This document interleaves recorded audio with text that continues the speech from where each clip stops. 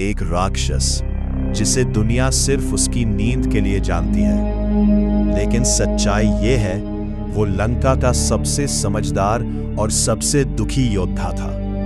मगर कहानी में आगे चलो, अगर आप भी श्री राम जी के सच्चे भक्त हो तो सब्सक्राइब करें और कमेंट में लिखो जय श्री राम।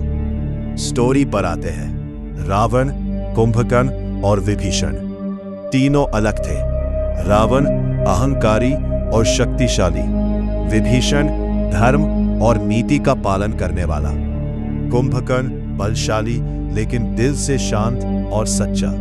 बचपन से ही कुंभकर्ण को युद्ध से ज्यादा सच्चाई और न्याय पसंद था। फायर, तीनों भाई तपस्या करते हैं, देवता डर जाते हैं। जब कुंभकर्ण की बारी आती है, वो इंद्रासन मांगना चाहता है, देवताओं का सिंहासन। लेकिन देवी सरस्वती उसकी जीभ पर बैठ जाती है और उसके मुंह से निकलता है निद्रासन, और उसी पर उसकी किस्मत बदल जाती है। बाहर 6 महीने की नींद, सिर्फ एक दिन जागना।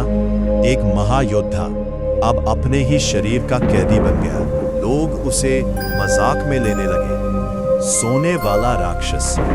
लेकिन सच्चाई ये थी, जब भी वो जागता, लंका की रक्षा उसी के भरोसे होती थी।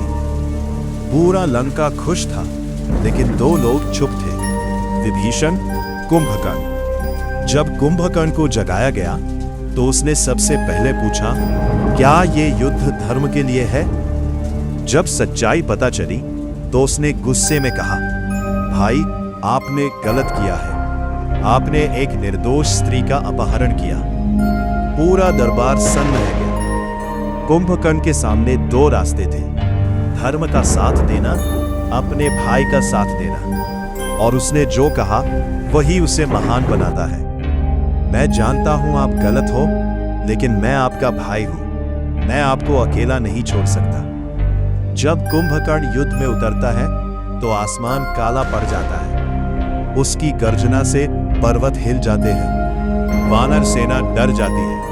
वो एक ही वार में सैकड़ों सैनिक गिरा देता है, हाथियों को उठाकर फेंक देता है, हनुमान तक को चुनौती देता है। लेकिन उसके अंदर एक दर्द भी है। वो जानता है ये युद्ध गलत है। आखिरकार स्वयं राम मैदान में उतरते हैं। दोनों के बीच भयंकर युद्ध होता है, लेकिन कुंभकर्ण बिना हाथों के भी लड़ता रहता है।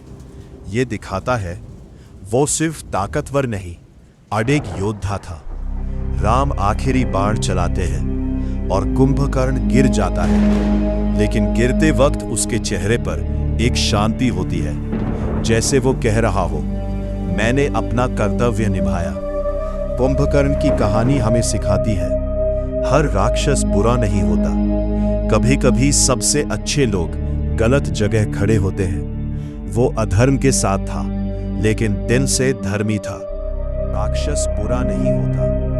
अगर तुम्हें भी लगता है कि वो गलत होते हुए भी दिल से सच्चा था, क्या कुंभकर्ण सच में राक्षस था या सबसे सच्चा भाई? कमेंट में अपनी राय जरूर बताओ। वीडियो पसंद आया हो तो लाइक पापा, और ऐसी ही एपिक कहानियों के लिए सब्सक्राइब करना मत भूलना।